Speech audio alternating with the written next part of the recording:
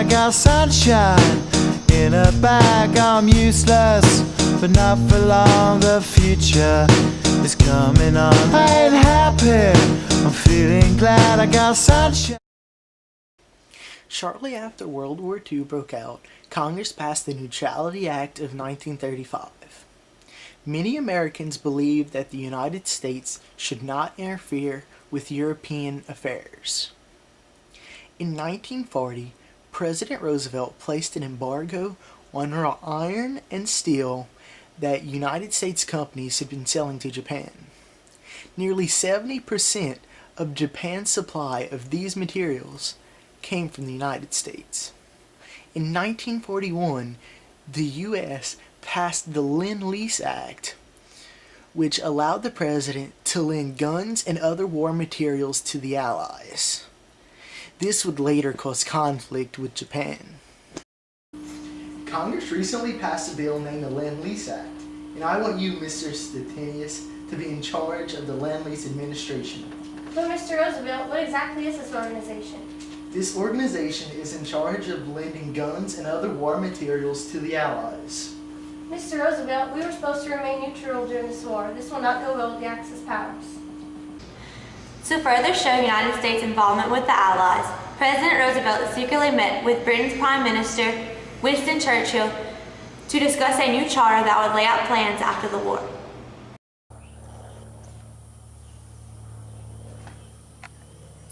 Mr. Churchill, this charter is perfect. Yes, you're right. The Atlantic Charter is exactly what we believe in.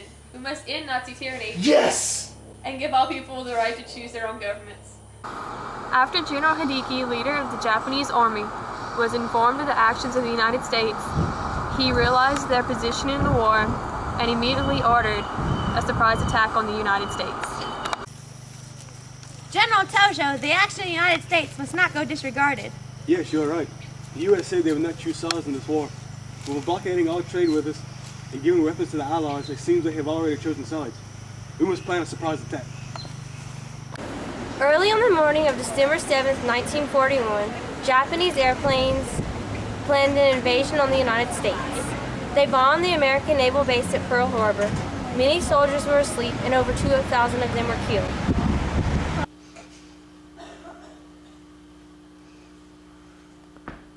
Oh my God, what was that? It sounds like Japanese airplanes bombed our base while we were sleeping. Let's go outside and see.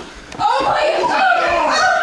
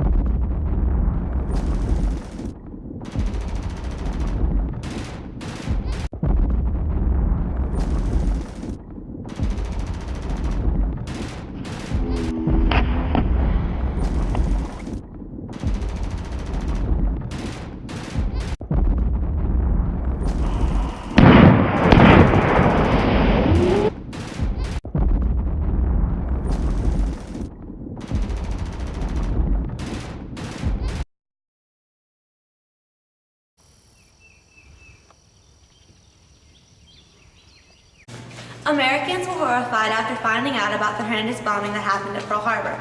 The next day, President Roosevelt gave a speech to the American public asking them to restore their confidence in the United States' actions.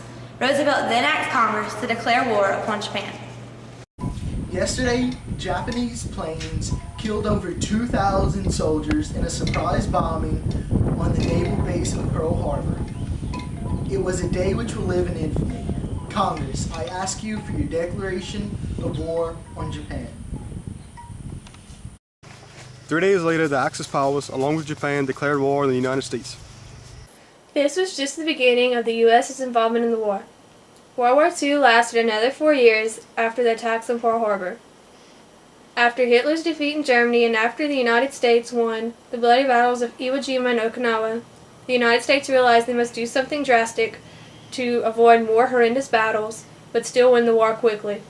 On July 26, 1945, President Truman gave orders to hit the Japanese with something huge that would cause them to surrender immediately.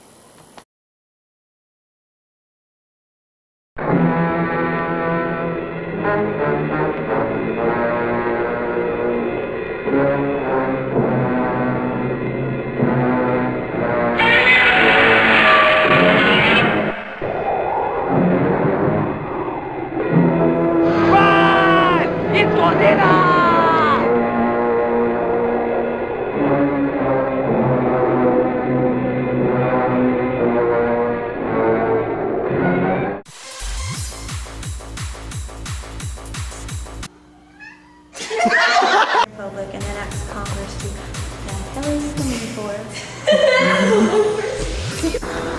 Go. After General Hideki, leader of the Japanese army, was informed of the actions of the United States, he